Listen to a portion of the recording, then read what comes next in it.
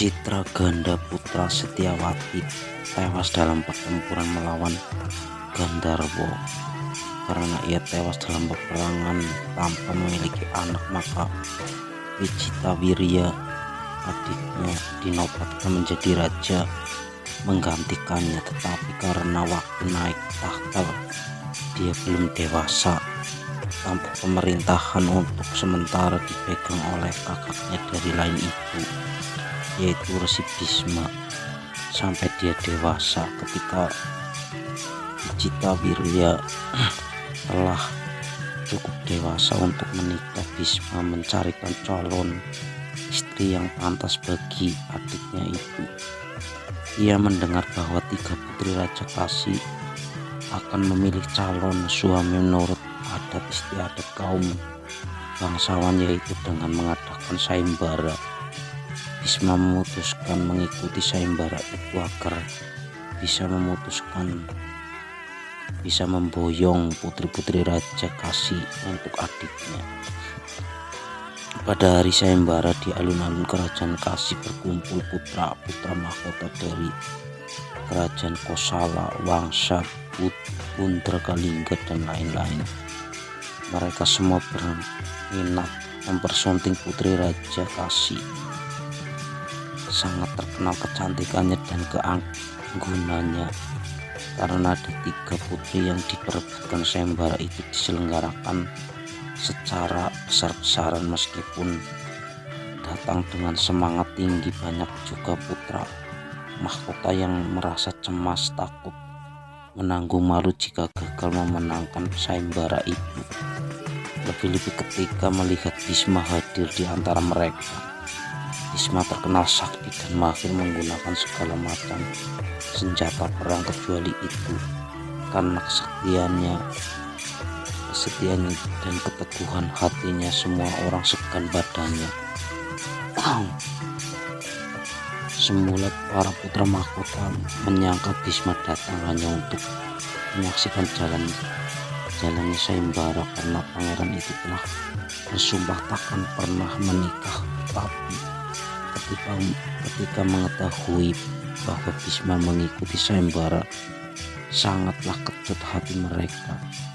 Tak ada yang menyangka bahwa Bisma datang untuk maksud yang sama, dan tak seorang pun tahu bahwa ia datang demi saudaranya yang lebih muda, Wicitrawirya. Para putra mahkota itu berbisik-bisik membincangkan Bisma. Seorang berkata dia memang keturunan Bharata yang sakti dan bijaksana. Sayang sekali ia lupa diri, tak sadar bahwa sudah tua dan lupa akan sumpahnya untuk hidup sebagai Brahmana yang seumur hidup tidak akan kawin. Untuk apa dia ikut sayembara ini? Dasar pangeran tak tahu malu.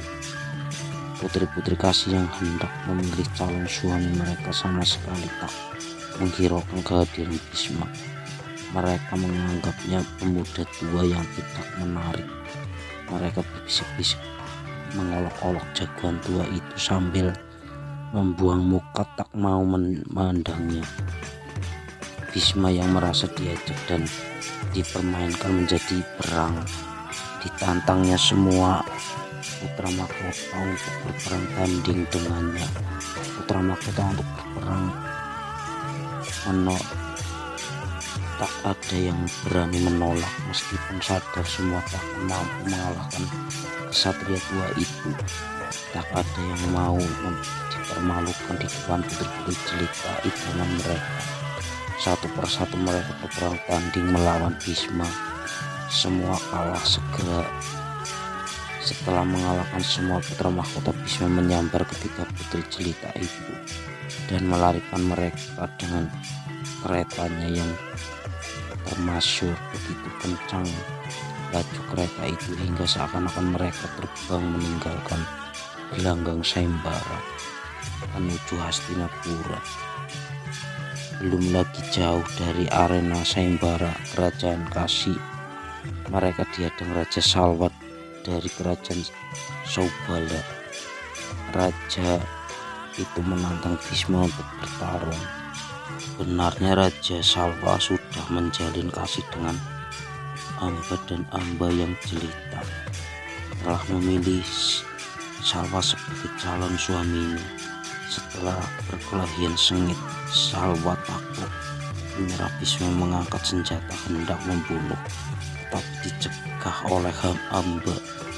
Karena permintaan putri itu, Bhisma urung membunuh Salwa.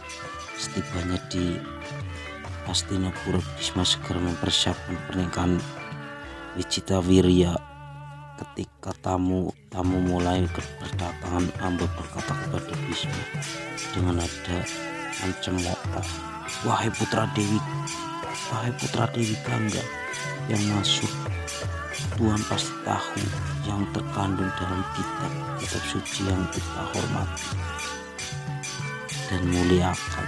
Seharusnya Tuhan juga tahu bahwa aku telah memilih Salwa, raja kerajaan Subala, untuk menjadi suamiku. Tuhan memaksa diriku menerima pernikahan ini.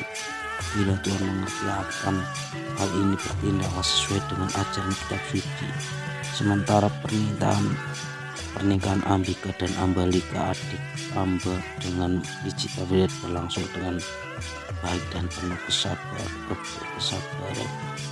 dan kebesaran. Bhisma mengantarkan Amba kepada Raja Salwa. Hal itu dilakukan Bhisma karena memahami maksud putri itu dan demi menaati apa yang tertulis dalam kitab suci. Diiringkan sejumlah pengawal kehormatan yang pantas, diantarkannya Amba ke istana kerajaan Subala. Sampai di sana Bhisma menghadap Raja Salwa dan menyerahkan Amba kepadanya segera. Sesudah itu pangeran tua itu kembali ke Hastinapura dengan perasaan gembira dan mesra. Amba menceritakan semua yang telah terjadi pada Raja Salwa. Setelah itu berkata, sejak semula hamba telah tetap hati untuk mengabdikan diri lahir dan batin kepada Tuanku. Pangeran Bhisma menerima penolakan hamba dan mengantarkan hamba ke hadapan Tuanku. Jadilah hamba permaisuri Tuanku menurut ajaran kitab suci sastra. Maharaja Salwa menjawab, Bhisma telah menaklukkan aku dan telah menarikan engkau di depan umum. Aku merasa sangat terhina.